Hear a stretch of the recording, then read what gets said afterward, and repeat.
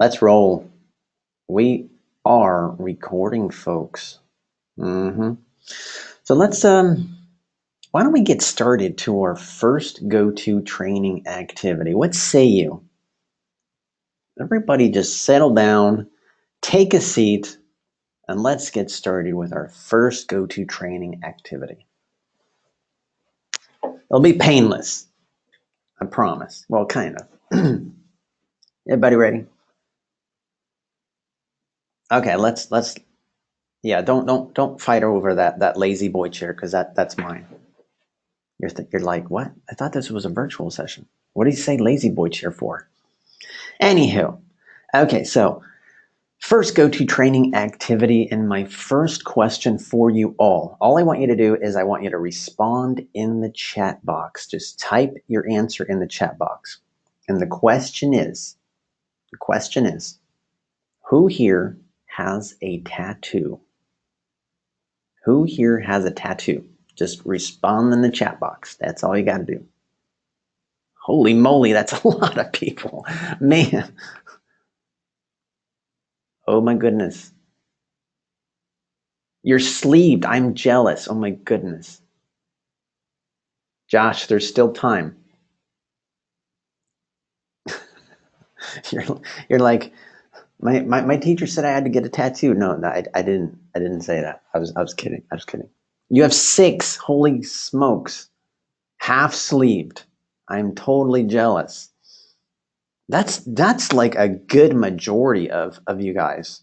Extra credit, get tattooed. No. I'll be in trouble. Not enough. I hear you. I hear you.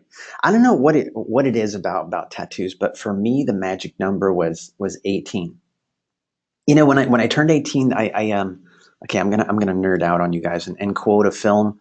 That I I had this irresistible pull towards a faraway land, and I just woke up one day, and I was in that. It was one of those bucket list things that I've always wanted to do, and I called my best friend, and I didn't say anything, but he could tell just by hearing my evil cackle. I have this really kind of strange and annoying laugh.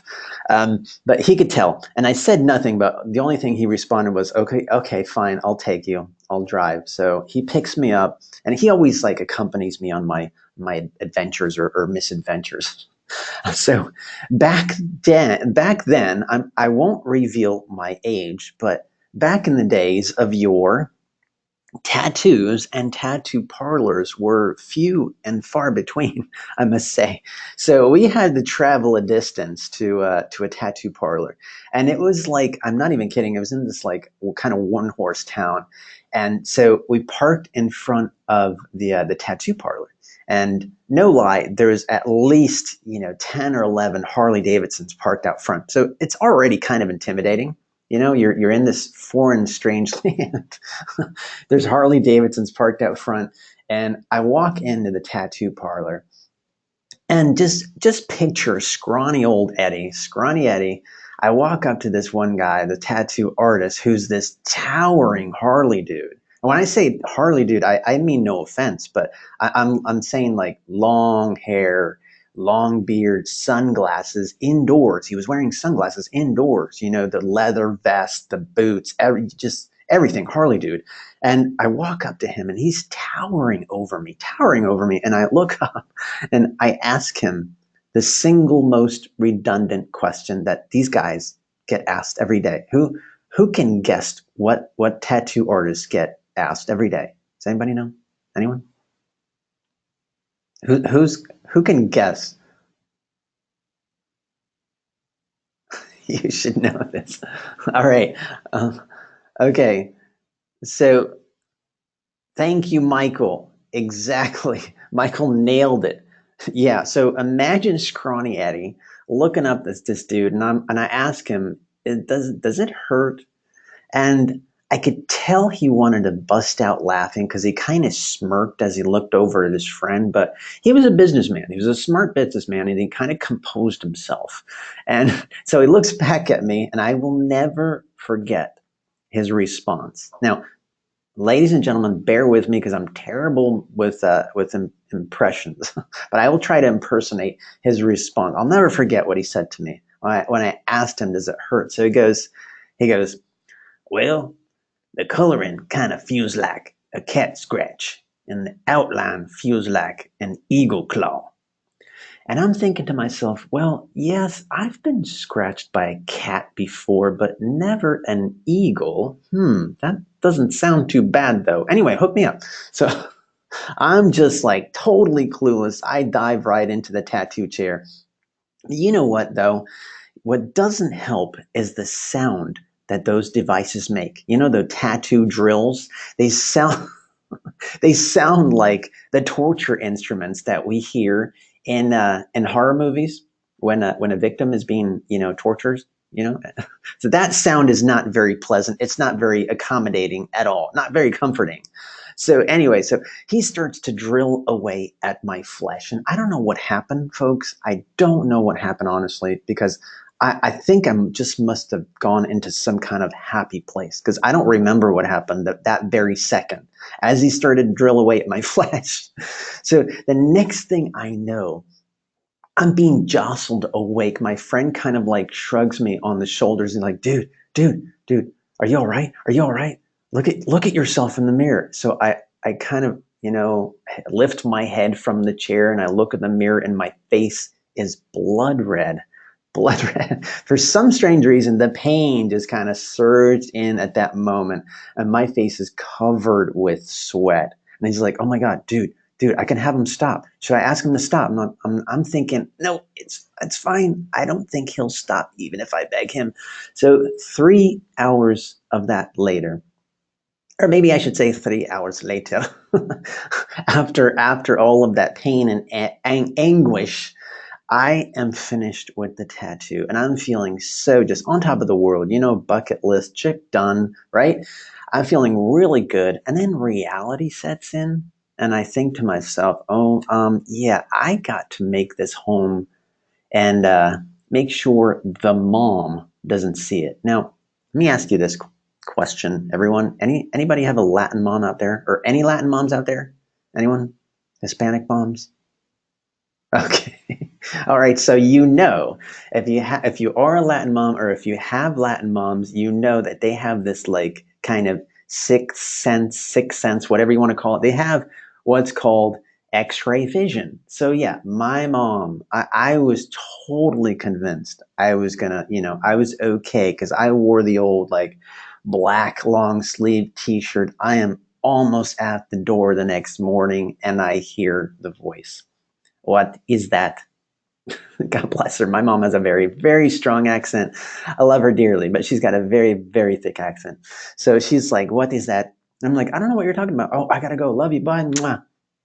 So sure enough, I had to reveal the tattoo, and holy cow, you would have thought that Eddie had murdered someone when I revealed that I had a tattoo. It was like, oh, there was screaming and pandemonium in Tapia House. Like, what do you think you're doing? Why did you get a tattoo? You're going to be a loser for the rest of your life. Oh, wow. And I'm just like, thanks, guys. Thank you, mom. I appreciate the vote of confidence, right?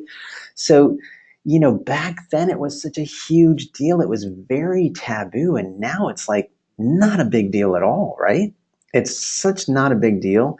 And as far as where you can get a tattoo done, you can get them in malls. You can just like, even like, there's always a friend. You always have a friend that knows how to do it or a friend of a friend. Oh, yeah, I know how to do it. I have a kid at home, right? It's so incredibly convenient, right? There's just almost no excuse to not have one. Anyway, I'm exaggerating on that. But anyway, the point of my story is that I want you to approach presentations like that. I want you to approach presentations from the standpoint that you're a storyteller, that you're telling a story with your audience. Now, I don't know about you, but I've sat through way too many presentations in my lifetime where the presenter was just at a podium clicking away at their PowerPoint and you're just sitting there, you're kind of stuck, you're trapped in the audience watching them click away bullet point after bullet point after bullet point. Has anybody had to sit through a presentation like that?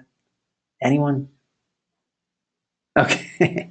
Oh, okay, good, good, good. So you know what I'm talking about, right? So I want you to think of, I share that story with you guys because I want you to approach this class with that in mind, that we're here to share stories, that presentations, the most effective ones are the ones where you're sharing a story. You're not just spitting out facts. Sure, your story should have facts in it, but it's how you deliver that presentation that can mean the difference between a very excited, very inspired audience and a very asleep audience, right? So yeah, it really doesn't matter what presentation program you use. You could use PowerPoint, Keynote, Adobe Spark. It doesn't matter. It's how you put it together. It's how you deliver it that makes all the difference. Really does. So yeah. So shake that off, shake that anxiety. I know it's easier said than done because public speaking, what is that statistic? You know, the it kind of like is along the lines of the fear of death, and that's, you know, in many ways it's true, but I like to kind of equate it to, you know, good preparation. If you are prepared for it, if you practice, if you rehearse it, if you know what you're going to say, oh, it makes things so much easier. It really does. And you're able to connect with the audience much better. Now, if you notice in the very beginning of my story, what did I do? I asked a question. I asked a question and I invited you guys to answer it, right? So immediately, I'm not just like standing on stage, you know, spitting things at you, spitting facts. No, I'm saying kind of like, hey guys and girls, come along with me on this journey. This I want to share. I want to tell you about this journey, and I want you to be a part of it. It sounds really corny, but that's essentially what a good presentation is all about, right? And it kind of gives the pressure, it kind of relieves a lot of pressure off your shoulders because most presentations, and this is where this is a big misconception about presentations. It's not so much about you, it's about your audience. It's about sharing something with your audience. You're there to share an idea with them, you're there to sell an idea, right? Okay, so let us proceed. Okay. What is this all about? What is the old comfort zone? Anybody have a comfort zone?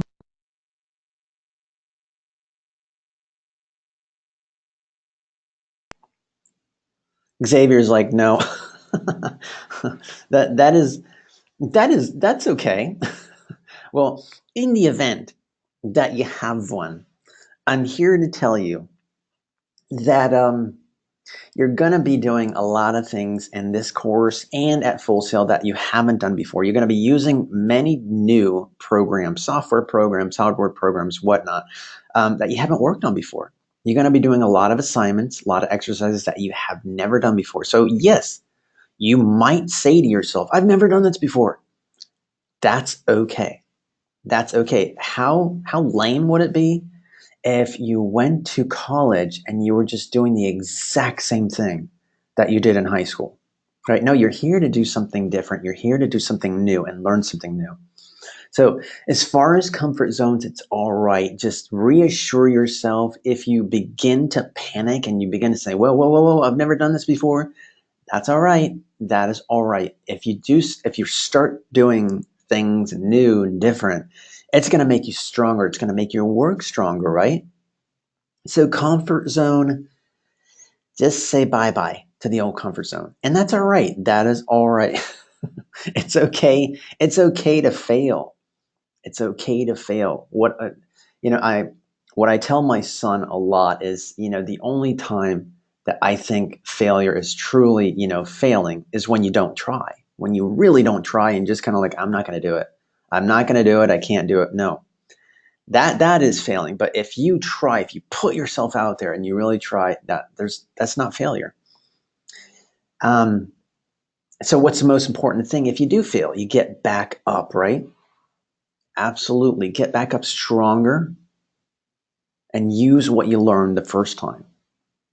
All right, so now like I said, I was a wee lad at one point. I went to college, and after college, I went to further my studies and got a Master of Fine Arts. But you know, when I was in school, there was no one that, you know, said, okay, here's what you should do. Here's what I recommend, So I vowed, I vowed that if I was ever in the position to help someone out, I would do that. So I'm gonna get on top of, Mount Nerddom and share some wisdom with you, some survival tips, if you will, to help you guys get through this class and Full Sail. It's you're going to hear me say this all month long, but I'm only doing it to help. So if you ever like feel, you're kind of like, no, duh, Eddie, that's a no-brainer. That's common sense stuff. What do we know about common sense? It's not so common, right? And we tend to take for granted many things, whatever the reason we forget or we're too busy. Yeah, exactly, Daniel. It's uncommon these days. But so I'm going to share a couple of survival tips and take these along with you. Like I said, not just for this class, but throughout your journey at Full Sail. So 2 words that you're going to hear me say all month long: time management. Time management. These 2 things are going to haunt you if you don't get a handle on it. Because think of it this way: all classes at Full Sail are 4 weeks long. 4 weeks long. It's an accelerated program. It's no joke. Anybody who is like telling you, oh, you're getting your degree online, that sounds easy. No, it's not at all. It is not. So what people do in a typical college, they have months to work on one course. You have 4 weeks to work on one course. So you've got to be at the top of your game. You can't really check out for a week and then decide to come back and work on the assignment. No, no, no. No, you can't like wait till the day of the deadline to work on an assignment. I can't stress that enough. I can really, really, really, really. And again, I don't want to. I'm not doing this to overwhelm you or to freak you out.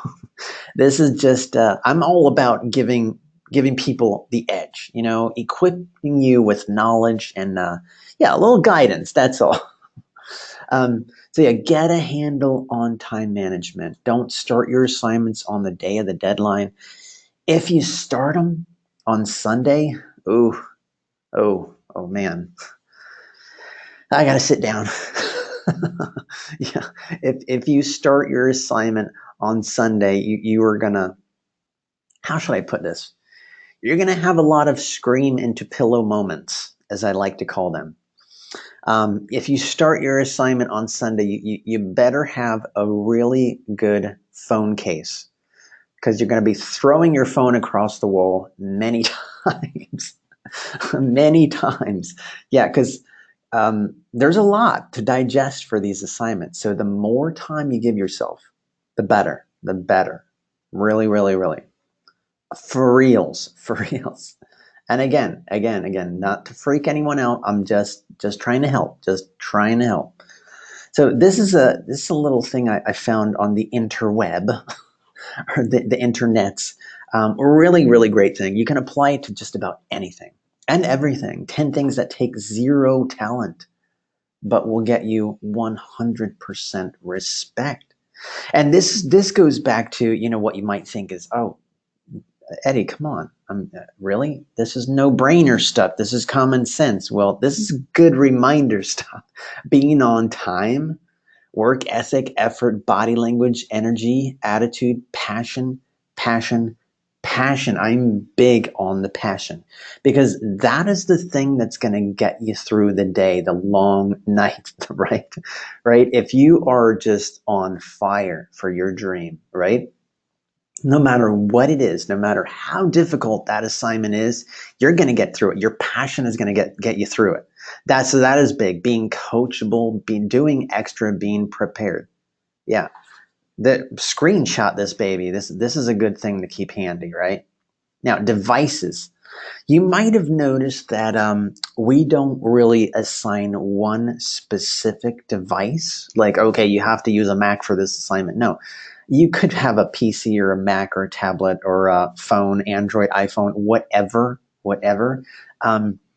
And A lot of our students do. A lot of our students, they get through this class just on their phone. I've seen some really great presentations on iPhones and Androids. So yeah, it really doesn't matter. What you do need is your own Wi-Fi. You really should have your own Wi-Fi.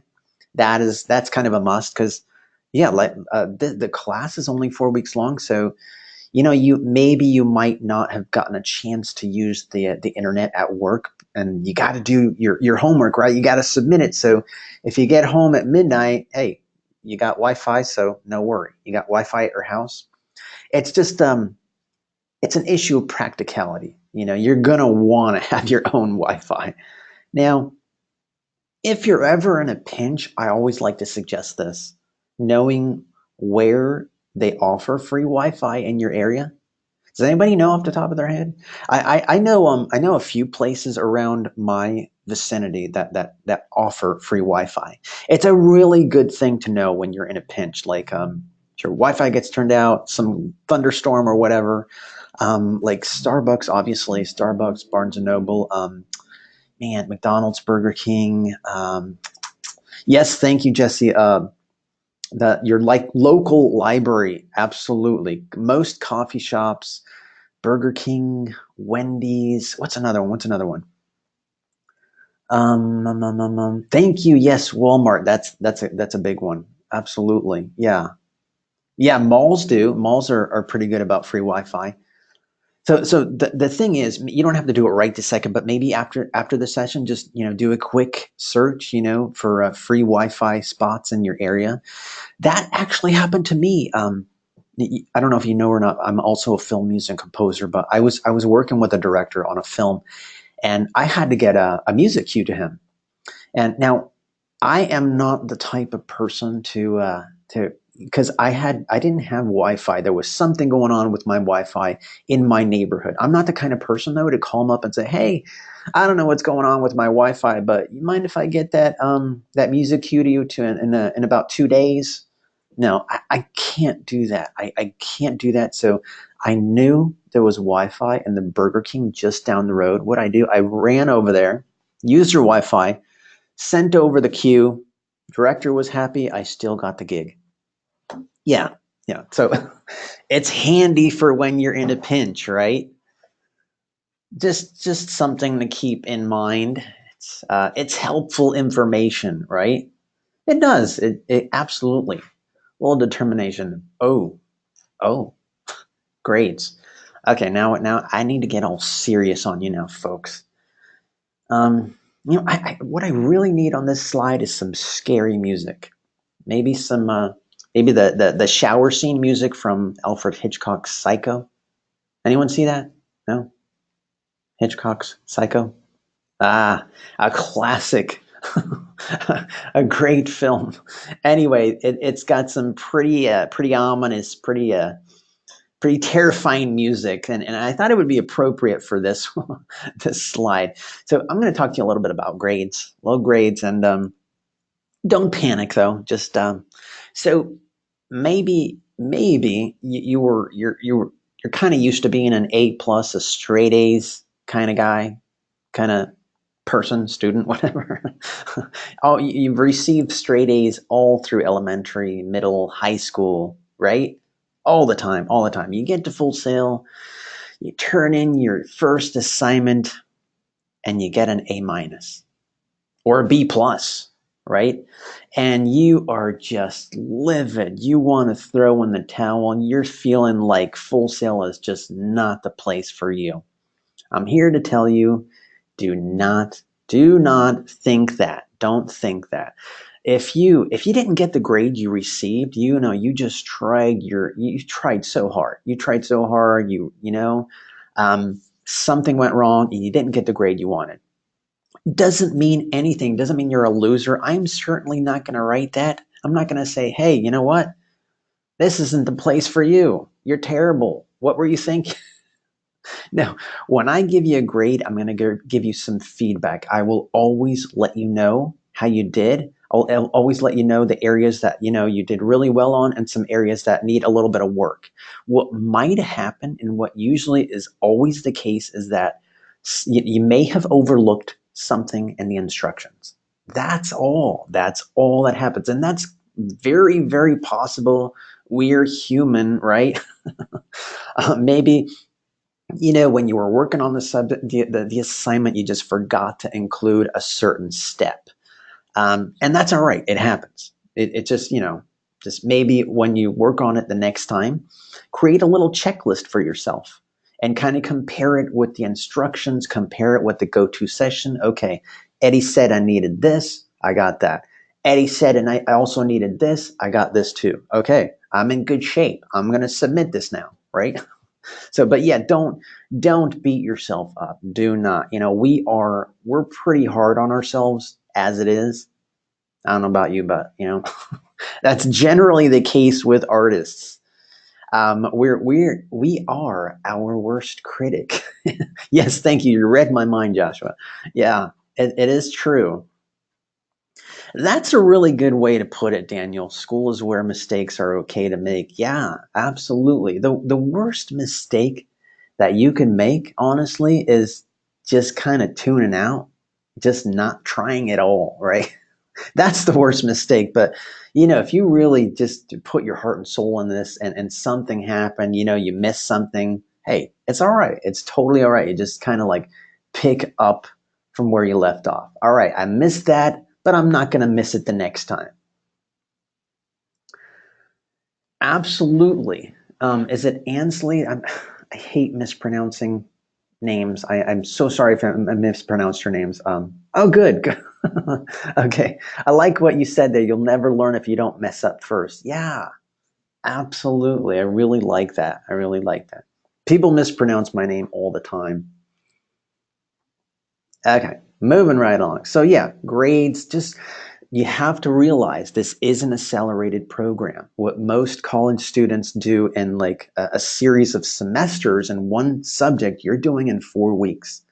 You have assignments, major assignments, reading assignments due every week. So keep that in mind. You only got 4 weeks in this course. So yeah, yeah, you will be challenged, and that's okay. We want to be challenged, right? The more challenged we are, the better we will be at our craft. The stronger that will make us as regardless of what program you're in, it'll make you a stronger musician, a stronger writer, a stronger filmmaker, game artist, whatever. It will make you stronger. Excuse me.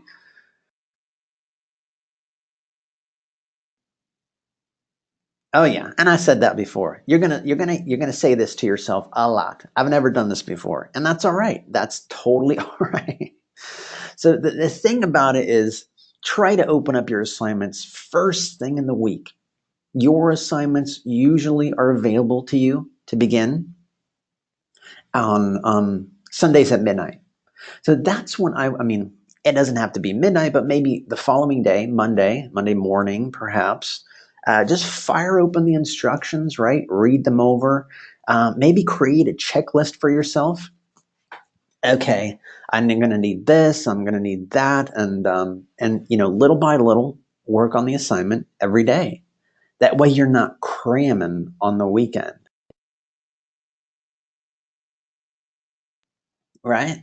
Because what I say about doing it on the weekend, it's no bueno, no bueno. You don't want to start your assignment on a Sunday. Now it's all right if you finish up your assignment on a Sunday, right? Kind of close things up. But yeah, don't start it on a Sunday. You will be hating life, hating it. Oh yeah. And my feedback. Like I said earlier, every time you turn in something to me, an assignment, a graded assignment, I'm gonna give you feedback. But I don't want you to take it personally because it's not meant to be personal, right? I'm not gonna attack your character. Like, hey, you said you were in here to be a game artist. Well, you know what? You should just give up now because you're never gonna be a I'm never going to say something like that. Trust me. My feedback is constructive feedback. And like I said earlier, it's going to just tell you where some areas that you did really well on and some areas that might need a little work. That's all. That's it. All right. So everybody here, hopefully you finished up the online orientation. Yes? If you didn't, make sure you do that. And this is just kind of like review to what I was saying earlier, to start your assignments first thing in the week, at least a full week to work on every assignment. Now, what do I mean by this? Weighted assignments. So, you may have noticed that your assignments are all weighted differently. Like you might see an assignment that's weighted 5% of the grade. Another assignment might be worth 10% or 15 or 20. Now, here's the important thing to remember about that.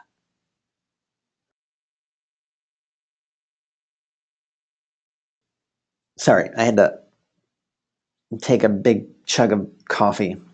I'm on coffee number 5. Well on my way to coffee cup number 6. Hey, don't judge me. I can quit anytime I want. Anyway, okay, going back to weighted assignments. So here's the dealio. Here's why that's important. Let's pretend for a minute.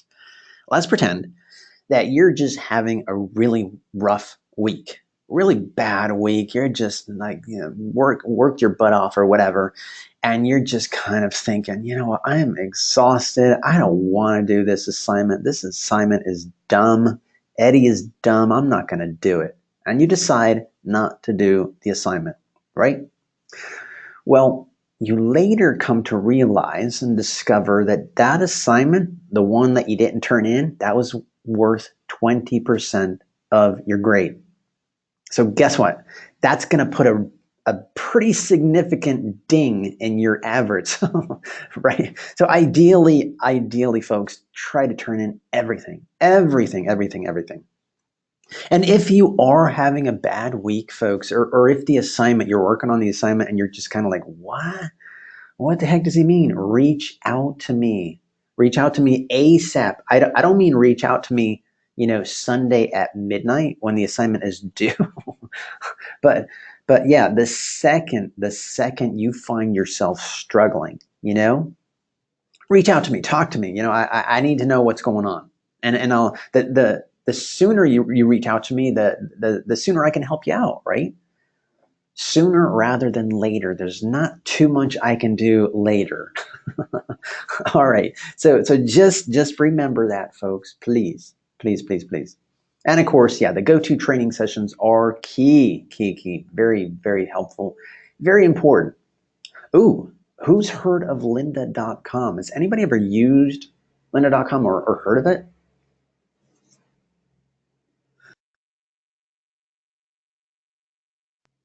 Oh, a couple. Okay, that's fine. So check this out. So every Full Sail student has a free subscription to lynda.com. I guess the best way I can describe it is so lynda.com is a gold mine of high quality video tutorials on just about every and any software and subject you can imagine. So let's pretend you want to learn Photoshop. Well, lynda.com has a ton of really good step-by-step video tutorials on Photoshop. Same thing if you want to learn about Final Draft or Final Cut Pro or Logic Pro or Pro Tools. Lynda.com, same thing. It's got really, really good tutorials on all of those programs. So check it out. Same thing with presentation programs, right? If you maybe it's been a while since you've used PowerPoint or Keynote. Well, guess what? Lynda.com's got tutorials on those programs. So you really, really should make it your new best friend, Lynda.com. Jump on it. You don't have to do it right this second, but maybe after the session, start combing through it. Whatever program you're in, start looking through it and start watching some tutorials. Don't wait till month 7 where you think you're going to use a certain program. Learn it now, right? That way, when you get to month 7, hey, guess who's going to have a little edge over the next student? You, right? And it's going to make that course so much easier to digest and so much more enjoyable. Anyway, just a little tip there from the old Eddie. And of course, some more common sense stuff for you guys. Check the class page every day. Check your Full Sail every day. Full Sail email every day. Ooh, sorry about that, folks. Where was I? Okay. You saw nothing. OSLs. Who's been in touch with their online student liaison? Anyone? Ooh, yes. This pleases me. This is very good news. They just called you awesome. They're great people. They are really great people. So your OSLs, they're kind of like they're going to be kind of like your uh, okay. If you watch Blade, then they're going to be like your Abraham. If you watch Star Wars, they're going to be your Yoda. If you sorry, I'm I'm a big nerd. They're like your mentors. They're kind of like your source for knowledge. So if you have a question about something, they will have the answer, and if they don't have the answer, they will direct you to the people that do. So keep in touch with them. You'll be really glad you did. If you haven't yet contacted them or spoken to them, check your Full Sail email or check your voicemail because they may have already attempted to contact you. They are the data to your enterprise. Absolutely. That's a good one. I like it. So yeah, very, very important resources. And we all know about YouTube. Yes, I don't have to tell you about YouTube. YouTube is pretty amazing. There's a lot of great stuff on YouTube, but yes, folks, there is also a good deal of garbage on YouTube. But once you kind of sift through the garbage, you'll find some really good stuff. I was working on Pro Tools the other day, and I got stuck. As you know, when you're working with software, I don't care what software you're working on. I don't care how fancy your computer is. Something's going to happen. Something is going to go awry. So yeah, I ran into a little issue, and sure, I could have picked up the phone, but I jumped on YouTube, typed in my issue, and I found like 15 videos, 15 workarounds, and within a minute, I was back working on my music. So yeah, it's pretty darn convenient. Okay, so as far as these assignments go, your 1.3 and your 1.4 assignments, they do not require any recording or any use of presentation programs like PowerPoint or Keynote or Adobe Spark. I'm going to show you guys the program to use per the 1.4 assignment. In fact, I'm going to show you a sample 1.4 assignment in a jiffy. All right. Yeah, who would like to see a sample? Is anybody interested in seeing a sample 1.4 assignment just to kind of give you an idea of what? No one? All right, I thought maybe. Oh, I'm kidding. Yeah. I'm in a little bit. I'm going to show you guys a sample, and you'll have a much better idea of how to execute the assignment. So ooh, this little thing right here, Audacity. Anybody use Audacity? Audacity is a free online audio editing program. A lot of our students use it. How can I explain what Audacity is? It's kind of like GarageBand. Like if you record some audio and you need to edit it, you're working on some music or whatever, even some narration or dialogue. Audacity is a really user friendly program. A lot of our students use it, and it's free. It is free. So, and there's tons of resources on YouTube for how to use it. Um, cool. So a couple of you guys already know about it. So the reason I mention it is because next week, not this week, but next week, you will have an assignment that requires you to record your voice. I'm not going to go into detail about the assignment. I'm just saying this stuff to give you a little heads up as far as what's coming down the road, and that's ours. So make sure you have a mic or some kind of audio recording capability. So maybe after the session, check your computer or your phone or your tablet as far as what to do with your mic. I've seen mics if you need a mic. I've seen them run for as little as $6 at Best Buy and most electronic shops online as well. And you know what? As far as mics go too, a lot of our students, and I mean a lot, they just use their built-in mics that came with their phones, and it works just fine. So yeah, don't feel like you have to. If you have a smartphone, it should have already a mic built into it, and you can use that. Works just fine. So yeah, nobody here expects you to go out and spend thousands of dollars on a Neumann microphone, right? So yeah, a lot of us, of our students, they use their phones and the built-in mics, and it does work just fine. Now, week three is when you're going to be making your first full-blown presentation, and it's going to have to include not only audio but visual elements as well. When I say visual elements, all I mean is like pictures. Now, just to I want to emphasize again, I'm not going to go into detail as far as the details of these assignments, because I don't want to overwhelm anyone. The only purpose I'm saying this is just so you can, first of all, to let you know what's coming down the road, but also to maybe give you some time to check out what your microphone capabilities are. Do you need one, and so on, that kind of stuff.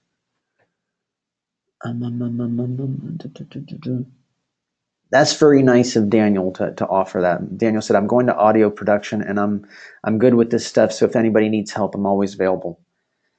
Thank you, Daniel. That's cool. That is cool. Very cool.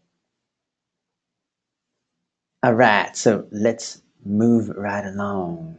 Okay, so yeah, just know that in week three, the cool thing about this class um, is that you're not going to be public speaking in front of an audience of strangers. You're not going to have to stand or record or present in front of 100 people that you don't know. The presentations that you're going to be making here are recorded, so you'll be able to record something and edit it, and that's cool. That's really cool in my opinion. So the only thing that you kind of have to get over is the sound of your voice. If you can get over that, then you're fine, right? I know a lot of people hate the sound of their voice, and they're like, "Oh, I hate how I sound." But folks, nobody sounds nerdier than me. No one. I challenge you to find someone more nasally than me. You just have to just kind of like shake it off and just embrace it, because in this industry, in the entertainment industry, nobody cares. Nobody cares about how you sound unless you're in voiceover work. But in this industry, what they care about is what you produce, what kind of music you make, what kind of films you make, what kind of art you make in your video games, that kind of stuff. Yeah, so yeah, don't worry about how you sound. Sorry, I had to cough up a lung. Anywho, so that's kind of cool, right? So in week three, that's when you're going to need to use programs such as PowerPoint or Adobe Spark or Keynote. The thing is, you want to use something that works with your current device. So if you're on a PC, find a presentation program that works with that. If you're using an Android, find a presentation program that works with that. Um, that's one of the reasons why we don't say, "Hey, you have to use this program," because we know you might be on a PC, you might be on a Mac, you might be on a tablet, and so on.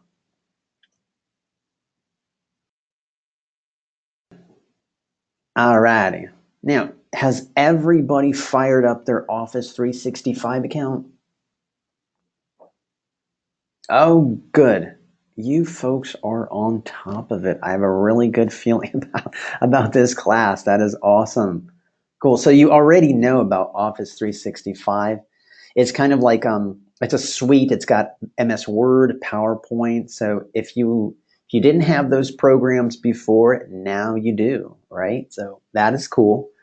That is cool. A little word of caution. I always like to point this out in week one. Now, PowerPoint. If you're trying to use PowerPoint on a mobile device, you won't be able to record directly in the program. That's just a little disclaimer there. I know some people they'll work like for hours and hours and hours, and they'll discover all too late that PowerPoint for a mobile device doesn't support audio. Anyhow, just wanted to mention that. Now, if you're ever having any kind of technical issue, this is really important. You're going to want to jot this number down or screenshot this baby because, yeah, it happens. It happens. Your computer might crash. It might crash. You might lose internet. Something might glitch out. That is just a fact of working with technology. But if it happens, you want to give FSO support a call. They usually handle technical issues, and here's their number right there.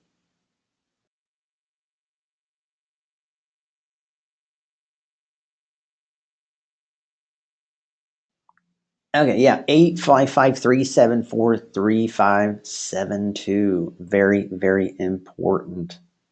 Cool. How's everybody doing so far? Everybody good? Anyone? Oh, thank goodness. I always panic when I don't hear a response. They left. They left. I'm in the virtual classroom all by myself. All right, cool. Cool. All right, let's proceed then. Okay. So yes, speaking of Office 365, please don't ever turn in any handwritten work like don't take a picture of something that you wrote on a loose leaf notebook paper, right? We provide you with these digital programs like Office 365 so that you may have something to use. So what I mean by that is, yeah, don't take a picture of handwritten assignments.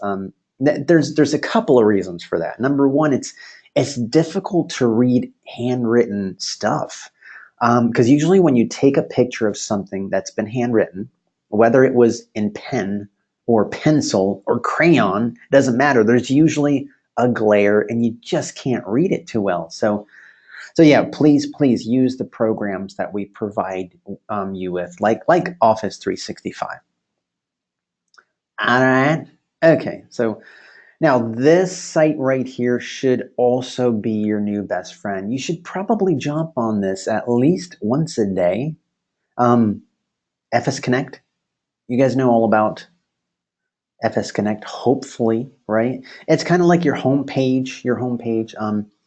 Now, the thing about it is there's never a dull moment at Full Sail. Whether you're an online student or a campus student, there's always something going on. We always have industry workshops. So regardless of what program you're in, try to check out these workshops because we have speakers, like leading speakers from the industries of tech, of music, of games, of all over the place.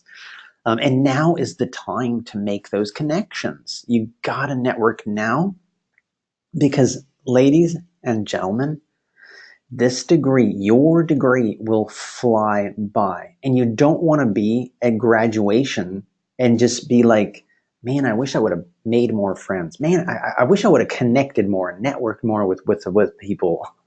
Because you just never know. You could be in the same classroom with the next Academy Award winner for sound design, right? You never know. You never know. Make those connections now. It's never too early because time is going to fly. You're going to be graduating before you know it. And that's for reals too. Okay, so yeah, as I mentioned, a lot of students use tablets, their smartphones. For this class, you don't need a high-end computer for this class because I get presentations on phones, on tablets, all kinds of stuff. The thing is, you just need some kind of device, some kind of phone. It really doesn't matter as long as it's got Wi-Fi and so on. And as long as it meets the main specs of the assignment, then it should be fine. It should be fine.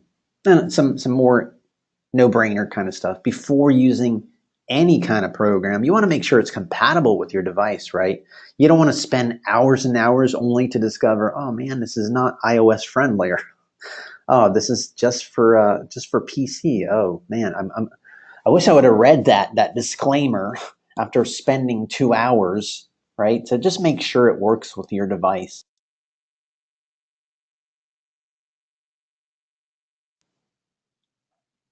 Okay, so yeah, I want everybody to just remember, if you do have a question, please reach out to me ASAP. And if maybe after the session, if you discover that you did have a question that you didn't ask during the session, just email me, etapia@fullsail.com. I am happy to chat, happy to help, right?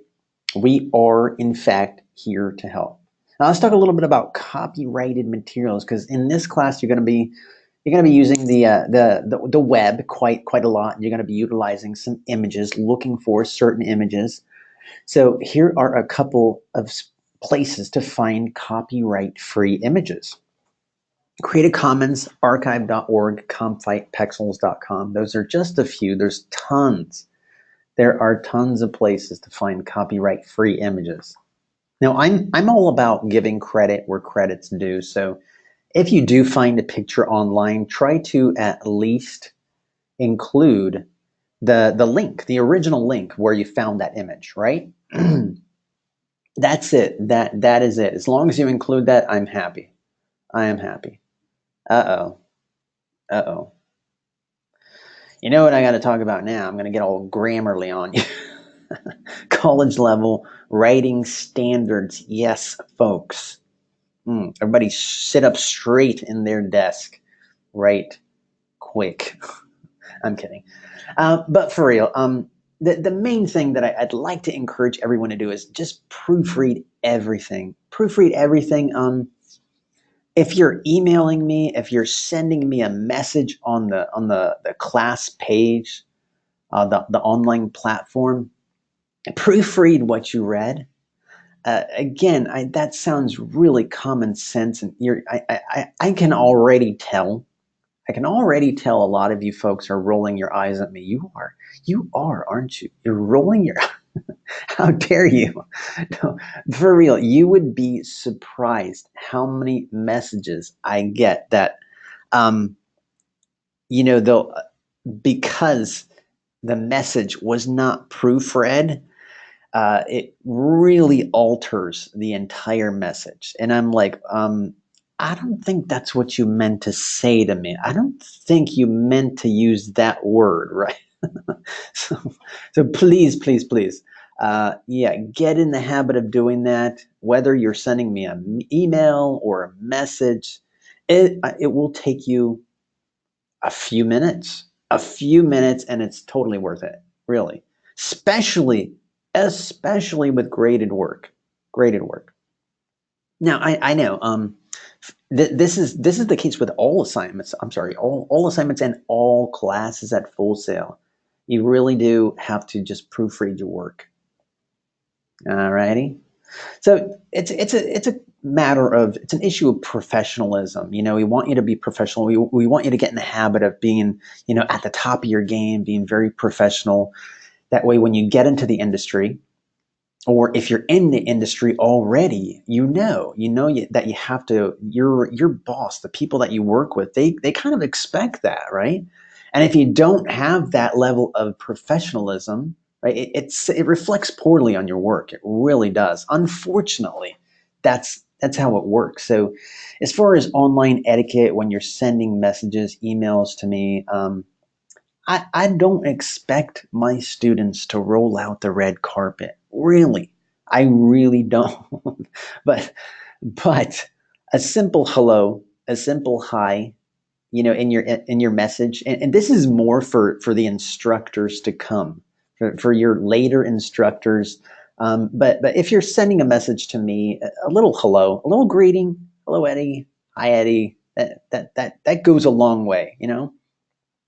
We're people. we're human. And at the end, maybe a little sincere, or a thanks, sincerely, sorry. Your name followed by your name. That is very, very important. You always want to avoid just. I'm gonna a little story.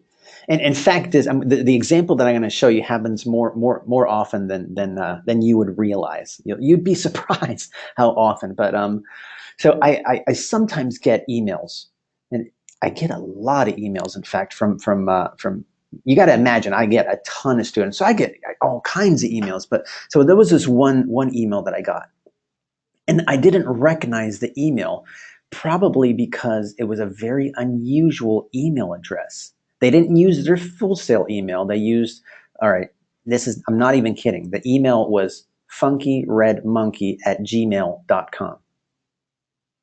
Funky Red, yeah, so as soon as I see that email, Eddie's thinking like, because there was no subject heading. There was no subject heading either. So I'm like, uh, should I open this?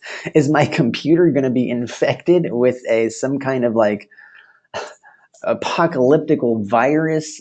So yeah, I opened the email, right, and all I see is this in all caps. This is all it says. I need help, right? I'm not even kidding. And it was a student. It was a student. So I'm thinking, okay, after a lot and a lot and a lot of digging, I discovered that, that it was a student. And so I'm thinking, man, I want to help this student, but I don't know where they need help. So my my suggestion and my request for all of you is please use your as much as you can, use your Full Sail email, because like I said, a lot of Full Sail instructors, we get so many emails, but if we see an email from fullsail.edu.com, whatever, we know immediately, okay, this is a student of mine, right? So try to use your Full Sail email address, and also include something in the subject heading, and try to be specific in your email. Just the more specific you can be, the faster we can give you the help you need. You know what I'm saying? Yeah, it's because I know when I get a student from an email, I know they need help, and I want to help. I want to help them because I want to help them as soon and as fast as possible, because I know they want that help, so that they can get to work, right?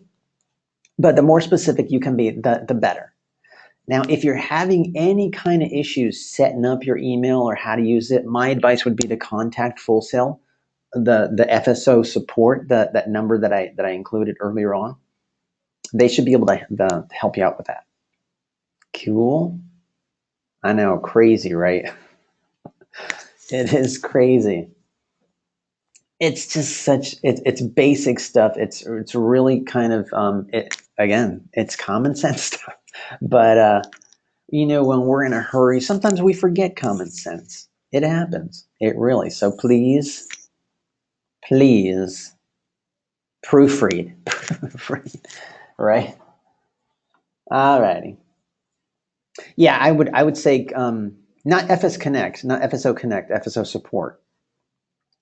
You wanna. They usually handle tech issues and tech questions like that. Yeah, just give FSO support a call. All right. So let's talk about your assigned reading. We got two assigned reading books. They're called Resonate and Slideology. Now, there's a reason why we chose these books, and the reason why we chose them is the author, Nancy Duarte, brilliant, brilliant speaker. She approaches the art of presentations, presenting in a far different manner than we're used to. We're so used to seeing people just standing at a podium all stiff, right, with their little clicky button, just like bullet point after bullet point. She approaches presentations in a more creative manner, with the emphasis being on storytelling. She wants the presenter, whoever's constructing the presentation, she encourages us to be creative. And a lot of people like to throw that word around, creative. I'm creative. I'm creative. The creativity. Well, here is where it really counts. We want you to be creative. We want you to utilize color. We want you to utilize images, because that's what really resonates with the audience. When you show them a picture, what is that phrase about pictures are worth a thousand? It's true. It's very, very true. So there's two ways we can do that. We can show them pictures, and kind of like double impact, we can also create pictures through the use of stories, right? That's what people remember. We can inundate them with facts and statistics, but at the end of the day, we're human, we forget statistics, but people will always remember a good story. You know what I mean? All right. So yeah, brilliant. If you haven't already gotten a chance to see her presentation, her TED Talk, check it out. When I watched it, one thing I realized really quick is she's a natural. She's a born speaker. But what I really like about her is, after a while, you know that she's human. How honest she is, how authentic she is. When she started talking about her family, I really connected with that because a lot of times when you're watching some presenters, they're very distant. They're kind of like, they're kind of high up, and we're like way down here, you know, and they don't want to like kind of step down from their podium of scholarly knowledge. But she's very different. She's very different, and she kind of wants to connect with and engage with the audience. She's very inviting in that respect. So let's take a look at a couple of image examples, a couple of examples of image formatting, because that is key as well. Image formatting, how you select your image, what you do with the image, what words you choose on the image, that is very important as well. The goal, the objective is to find always thought-provoking image, very colorful images, very vibrant images. Now, and as far as the words go, less is more. I would say less is more. Have you ever seen slides where the presenter has just created a wall of text, just a wall of text, and that's all they have on their slide? That's it. Have you guys seen it? The that was like the rage in the back in the day. Well, actually, we still see that. That is one of the things that Nancy Duarte emphasizes. Instead of showing your audience a wall of words, a massive just it's visual chaos. Show them a picture. Show them a colorful picture, and it's what you do with the picture that also counts. To maximize the impact of the picture, do something like this. Now, in this particular image, check this out. Check this out. Notice how this image fills up the entire slide. It's not off-centered to the left or to the right. It's not jammed in the corner. We really, really are able to appreciate the image because of the way it's formatted. Now, as far as the text goes, I don't have a lot of words on this slide, but the words that I do have, notice the color, notice the size, right? And notice the placement. It's very easy to read, right? It's got a nice punch of color to it. All of these factors are very important when creating a colorful, engaging presentation. Here's another good example. Very similar image, and notice also how it's utilized. Notice how it fills up the entire slide, right? Notice there's not a lot of words, but the words here are placed in a manner that they're very easy to read, even from a distance. Even from a distance. All right. Now, before I go on to this exercise, I want to address something that Daniel said. Daniel said TED Talks are great examples of how to give a presentation. That is very, very true. Thanks, Daniel. Now that's kind of going back to your 1.4 assignment. I'm going to get to that in a second, but as soon as I saw that, a thought occurred to me. Now, a word of warning. When you are watching your TED Talk presentations, now seriously, I've watched hundreds of TED Talk presentations. Now, keep this in mind. When you're watching them, you're going to watch all kinds of presenters, and you're going to you may come to discover that some of those presentations are just mind-blowing, very, very moving. And the presenters are just awesome. They're just awesome in the way that they delivered their message. Now, I've seen some that moved me to tears, and I've seen some that have bored me to tears. Just keep that in mind when you're watching the TED Talks. There's all kinds of presenters out there. The cool thing about this exercise is that a lot of times when we watch something, when we watch something bad, you can learn a lot from watching a bad presentation. You know what I mean? You know what I'm saying? I was I had a favorite author, of this author that I really, really liked. I was really looking forward to seeing his TED Talk, and I was kind of disappointed with his presentation.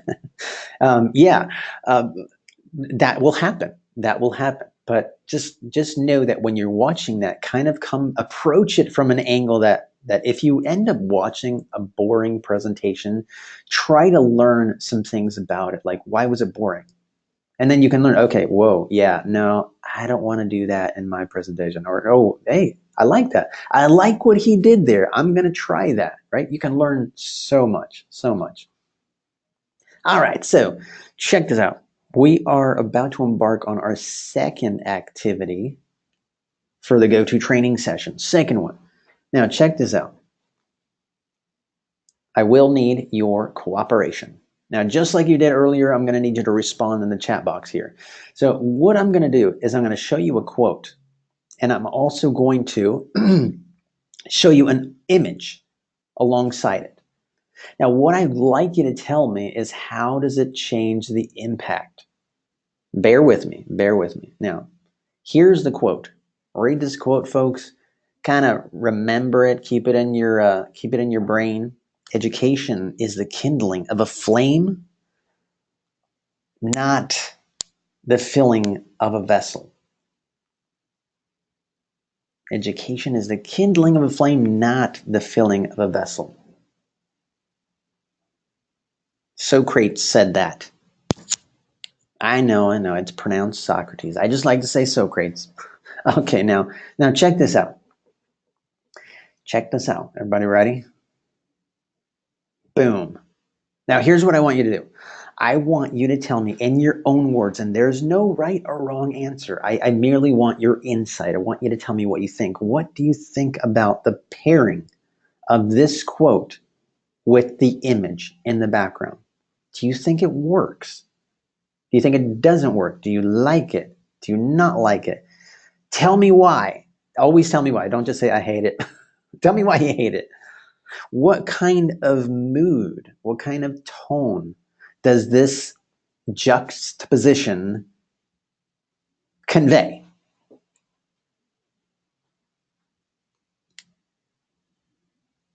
All right, cool, cool.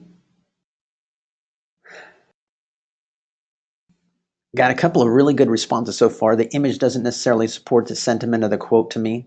It works. It makes me feel like I'm being taught a lesson. Ooh, good, good, good, good, good. These are good. These are good. Keep these up. Keep these up. I personally don't think it matches. The photo kind of represents religion instead of education. Very interesting. Okay. Very interested. Doesn't convey the meaning because I'm sure this is the famous scene where Socrates is drinking hemlock. Could be, could be, maybe. So we got some kind of mixed feelings about the juxtaposition. Yeah. What do you think about the tone, the mood? What kind of a mood does it evoke? Anybody?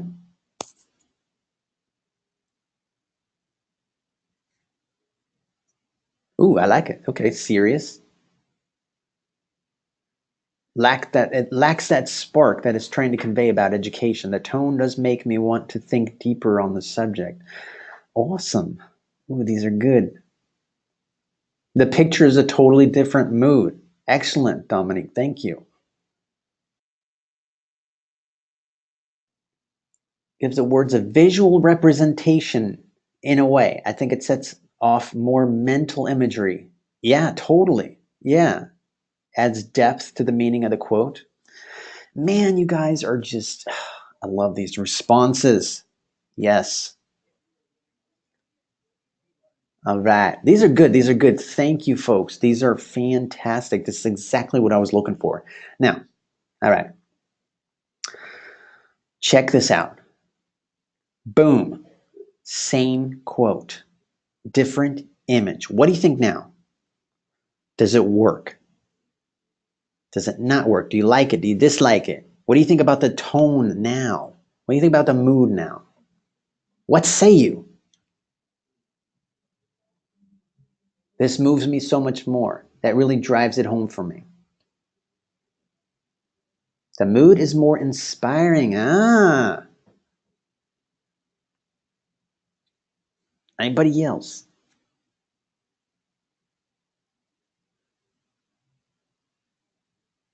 The mood is more motivational.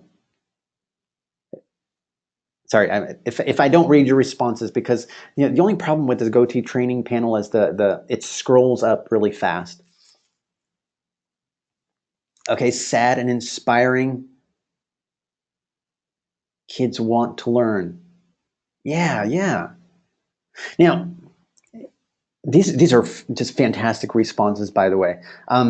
Now, I don't know about you guys, but I personally, and like I said, there's no right or wrong answer to this little exercise. Um, but personally, for me, I like this better. I like this pairing better. There's something about the first one. It has a very kind of stuffy, scholarly vibe to it. I like it, but you know what I'm saying? Yeah, dated, absolutely. Yeah. This one, this one is more. It's more down to earth. And this one, what I love about this is, how can I explain this? I don't know this boy's story, but I know that there is a story here.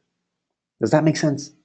I don't know his story, but I know that there is. I take one look at this, and I know there's just a very, very moving, very inspiring story. That is the kind of image you want to use in a presentation. The kind of image that when you look at it, you take one look at it, it has meaning, it has depth and layers. It's not just clip art. You guys are familiar with Microsoft clip art? It used to be the rage.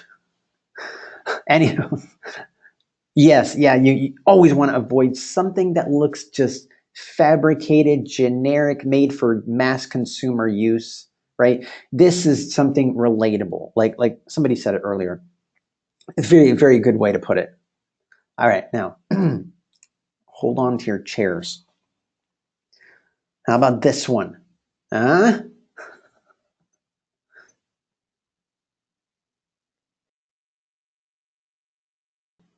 Sorry. So, I almost spit out my coffee. Oh goodness. Sorry. I always choke when I show this slide. Yeah, yeah. Even if you don't know who these gentlemen are, um, you take one look at it. You take one look at it, you look at their clothes, you look at their goofy grins, this wiry haired man's expression and his behavior. It's bizarre, yes. In some way, it does work with the quote, but in a much different way. Wouldn't you agree? So the whole idea behind this exercise is to really consider how powerful and what kind of an impact choosing the right image can make. It makes all the difference. It's one of my favorite exercises. When you're building a presentation, and one of my favorite things to do is to find the images that go for it. But it's not easy. It sounds like it would be, but finding an image nowadays is incredibly easy. But finding the right image, finding a powerful image that when you show your audience, they will remember, that's tricky. That takes time. Yeah. I like that. He does kind of get convey passion. Yeah, he's in fire. He's on fire for what he's talking about. Absolutely, yeah. All righty. He does indeed look animated. Okay, so before I show you the 1.4 sample, I'm gonna shift gears um, just a little bit here. Now remember, when you're uploading your 1.4 assignment, make sure you only upload one file. One file. Try not to upload multiple files. The only reason is I would like to avoid files becoming lost. And one thing you might already have known this. Those of you who've worked with computers or Wi-Fi for a bit, you'll know that, believe it or not, it's easier to lose a file on your device, on your computer, than than we realize. So, in an effort to avoid our files becoming lost, try to only upload one file. In other words, get everything on one file. All right. Okay. Who wants to take a look at that 1.4? Let's do this. All right. Let's fire this. I'm gonna try not to expose my background desktop wallpaper. Okay. All right. Do we all see this? Okay.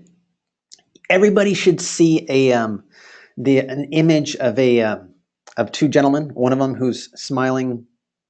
He looks like he just took Joker's brand X product. Anywho.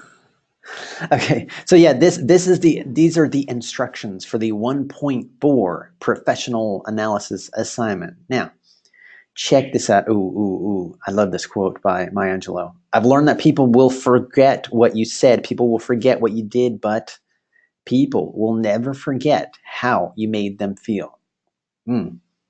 Yes, and more yes. Now let's check out the instructions. Okay, so the first thing you want to do in this assignment is you want to jump on, well, you don't have to do it right now, but just review along with me. All right, so you're going to be going to this website right here, TED.com, and I want you to watch 3 different TED Talk presentations. 3 different. I would like you to choose different presenters. Like sometimes you'll find that one person has made like 5 TED Talk presentations. The only problem with that is the idea behind this is to get you to observe different presentation styles. So you won't be able to really get a sense of that if you're watching the same presenter.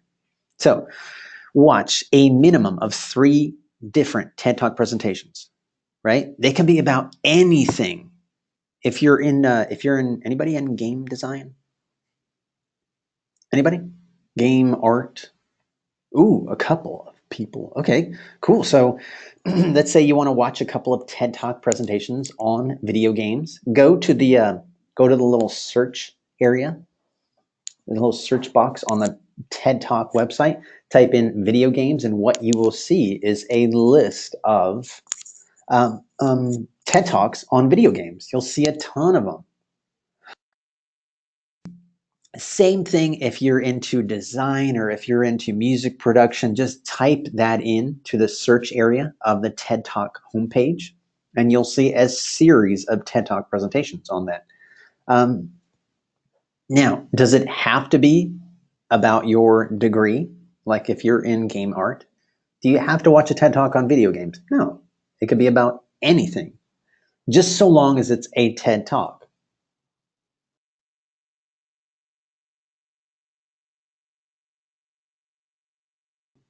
All right, so moving right along. So watch 3 of them. Now, I want you to keep these questions in mind as you are watching all 3. Why was this presentation powerful or moving? What did you like about the presentation? Was it the content or the way that it was delivered? What made it appealing? How did the speaker draw you in? Go over those questions as you observe each TED Talk. After you watch all 3 of them, create a document. Now, when I say create a document, I would like you to use something like Microsoft Word. It's got to be something that you can write on and something that you can include pictures on. I would say to avoid PowerPoint or Keynote or Adobe Spark for this assignment, because those are really good programs for presentations. But this assignment is not a presentation. This assignment is an analysis. So you want to use something like a writing program, something like Microsoft Word, something like Pages, or if you hate both of those programs, you can use Google Docs. Anybody used Google Docs before? Oh, cool. And Google Docs is just like it's a free online writing program. It's kind of like a quick and dirty version of Microsoft Word. So the point is, you create a document and you use pictures in that document. What you're going to do is you're going to write a short analysis of each of those TED Talks that you watched. Remember I said watch 3? So you're going to write 3 analyses for each one of those TED Talks, right?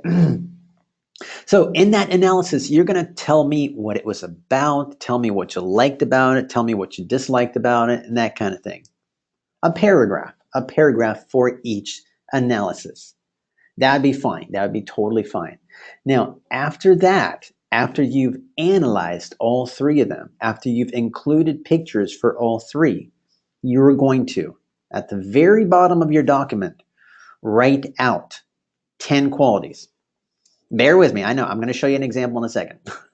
Thank you. I know that it's a lot of information. As soon as I show you that example, I think you'll have a much better idea of what I'm talking about. Now, at the very bottom of your document, write a list of 10 qualities, techniques, and or presentation skills that made that presentation you watched inspiring, captivating, creative, and effective from your own perspective. So now let me fire up that example.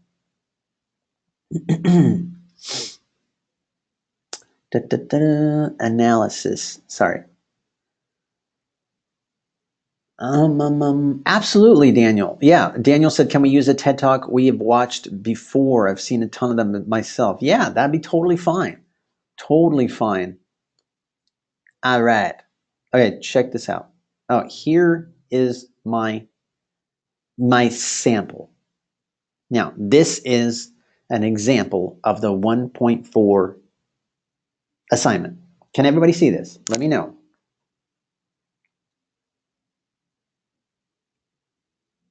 Yes? Okay. All right, cool. All right, check this out. So I'm going to break this down for you guys. Now, this is a quick and dirty version, right? What I'm showing you guys right now is just the bare bones. It's just the bare bones of what your assignment should look like. This is the minimum, right? It's up to you to make it look better, to make it look prettier. But this is the meat of it. This is what it's got to have, right? Yeah. And again, don't, I know that I'm going over a lot of stuff. It's like, drinking from from a fire hose or whatever that expression is. But remember, this whole session is being recorded. So, yeah, you'll be able to access it and pause, rewind, fast forward through my annoying voice, and yeah. So, but for now, just try to keep up, try to follow along as best you can, right? All right, so at the tippy top of every assignment, please, please, please make sure you got your name, the date, and the name of the assignment, right? I know you're like, Eddie, for real? Of course I'm going to include my name. Well, again, you will be surprised how many assignments I get with no names, and it makes me bonkers. All right. Okay, so let's do this. All right, so name, I'm going to write my name at the top. All righty there. Okay. And the date, today is what? February the 5th. There we go. And the assignment, I'm going to put 1.4, right? Professional, yeah. Okay. How dare you? Rick, sorry, I'm kind of a Walking Dead fanatic. Grimes, best leader ever. Don't try to change my mind on that. Whatever Rick says, he always has our best interest at heart. Okay, moving right along. So name, date, assignment. Now, remember, we got to pick 3 different TED Talks and analyze them. So notice what I did here. Again, this is the meat of what you should have. Title of the presentation. Please write out the exact title of the presentation that you just watched. In this case, the one I chose to analyze is called Why I Live in Mortal Dread of Public Speaking. That's an actual TED Talk.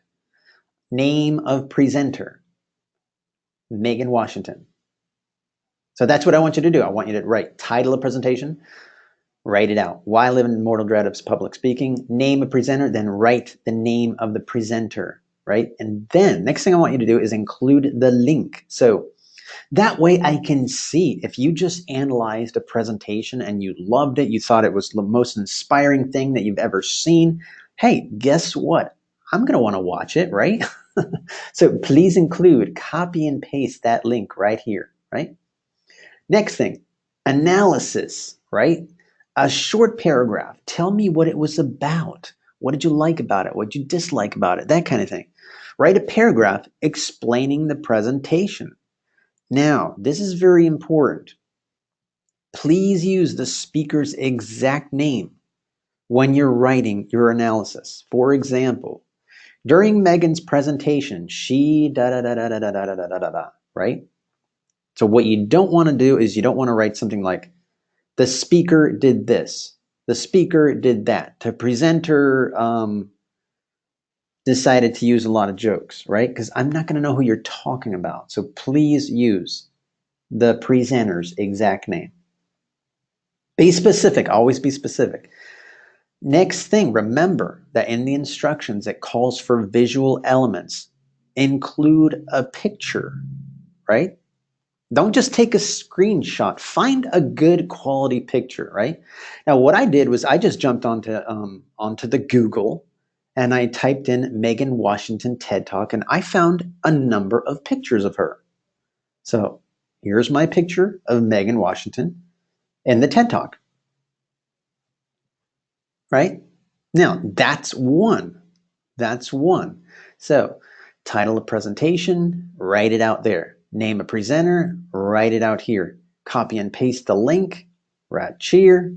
Analysis, write a paragraph. Don't forget to include an image. Now, remember, I need 3 of those. So let's do it again. Scrolling down, same thing. Title of presentation, write it out here. Name a presenter, write the name of the presenter. Link, copy and paste. My analysis, give me another paragraph analyzing the presentation that you just watched. And then include your image here.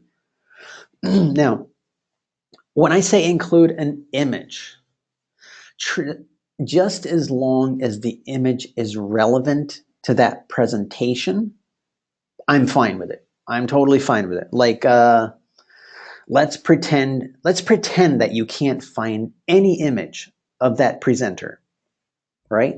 Let's just pretend. Let's pretend that it was a presentation about frogs, right? So you can't find an image of the presenter, but guess what? I'm sure you can find an image of a frog, right?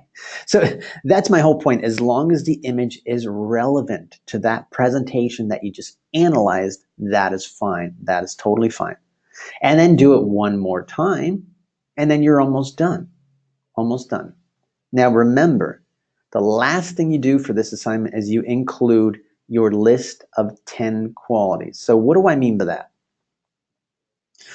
So after watching all three TED Talks, I want you to come up with your own list of qualities that you think are important in a good presentation.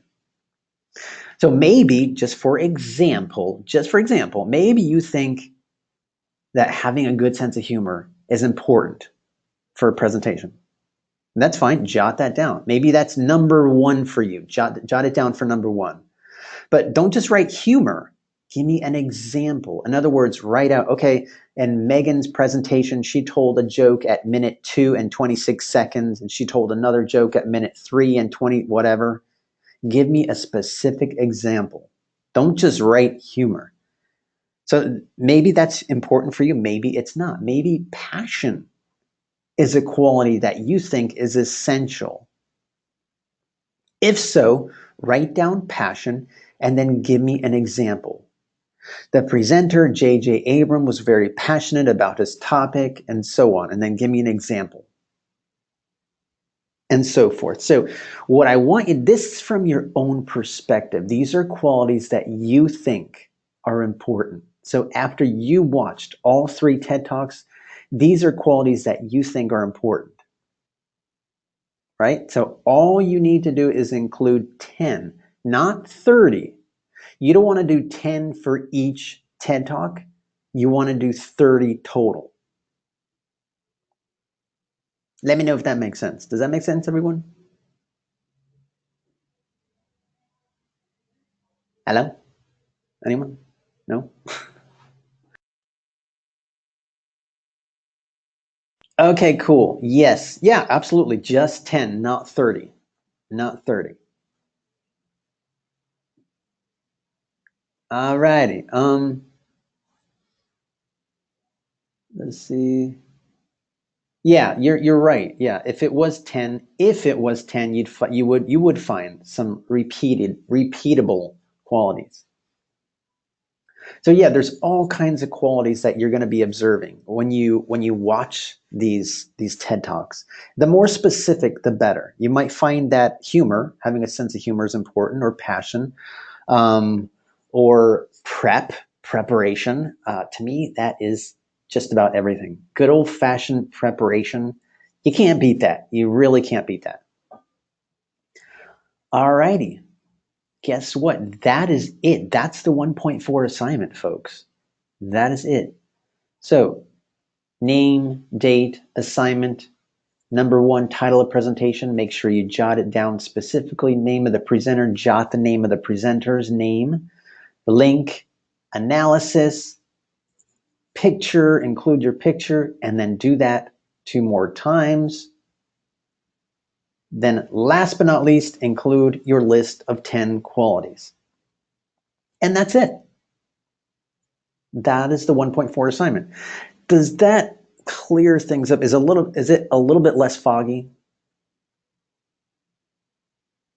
Oh, good. Cool. Yeah. I mean, that's the cool thing about these sessions. Personally for me, I can go through a manual, like a program. I can figure it out. If I open up a manual, I can read it. I'm fine with that. But I like to have somebody walk me through it, and that's what I kind of do in these sessions. Um, anyway, cool. All right, so yes, that is the 1.4 assignment, folks. Now, let's take a look-see at the discussion. All right, so what you see here, folks,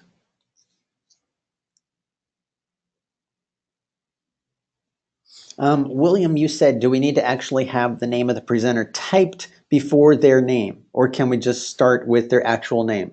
Either way is fine. As long as you have it in there, I'm happy. you know?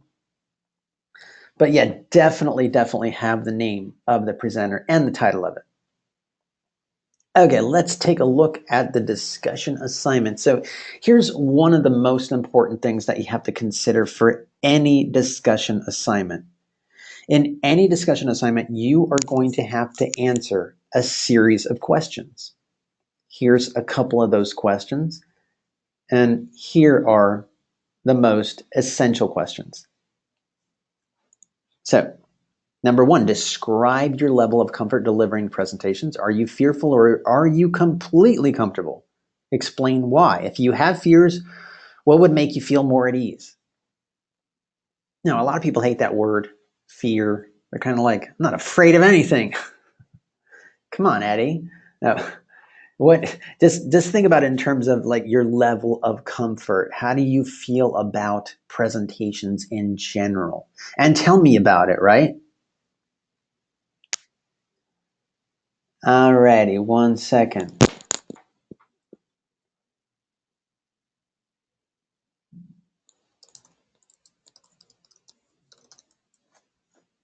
Okie dokie.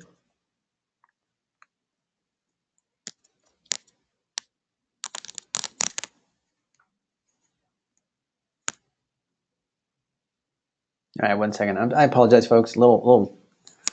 I had to type something in the chat box real quick. Okay, so yeah, You want to make sure that you're answering the questions in the discussion assignment. The next one, discuss a public speaking experience that you remember. Was it good or bad? Would you learn from that experience? Was there a time where you created a visual presentation like a keynote or a PowerPoint or so on? And last but not least, what would you like to learn from the class and what do you think you need to improve upon? So that's one of the main things that you have to consider. In any discussion assignment, you want to make sure that you're addressing all of those questions. The next thing that's just for really fundamental is proofread. Make sure you proofread what you're writing. We're not sending text messages on the discussion board where this is graded work, so you want to make sure that you proofread what you just wrote, right? So this is your first post. Your first post is due when, folks? When is your first post due? For your discussion assignment. Exactly. It's due Wednesday by midnight. Right. Now your reply posts are due Sunday. Those are Sunday. So you have to pick at least 2 classmates and reply to them. Now, when I say reply to them, I don't mean just one word responses, like, hey, that's cool, or hey, that's funny, or hey, you're wrong. No, try to really elaborate on your reply post. I'm talking for a reply post should be at least a couple sentences long. The idea is you kind of want to spark a conversation with your classmate and provide them with constructive feedback, right? That's much better than just yes, no, okay, cool, great, right? So as far as your first, yeah, exactly, cool post.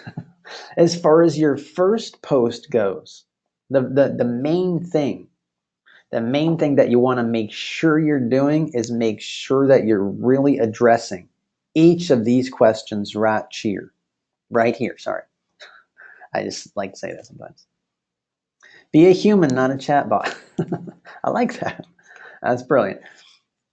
So yeah, make sure you're addressing every single question there in detail. All right. And that's the discussion assignment. The discussion assignment is really straightforward. As long as you are addressing each question, as long as you're proofreading your work, as long as it's on time, you'll be in good shape. You will be in good shape. So yeah, the first post is due Wednesday by midnight. And the replies are due Sunday by midnight. All right. That's it. That is the discussion assignment, folks.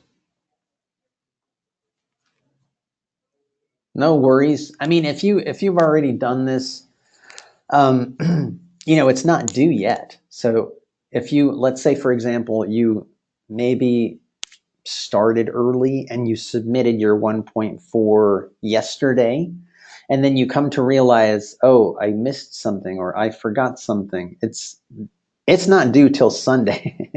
So as long as you get me the corrected version by Sunday, then yeah, that's fine. I'm fine with that. Cool. All right. So does everybody have a pretty good understanding as far as the discussion assignment goes?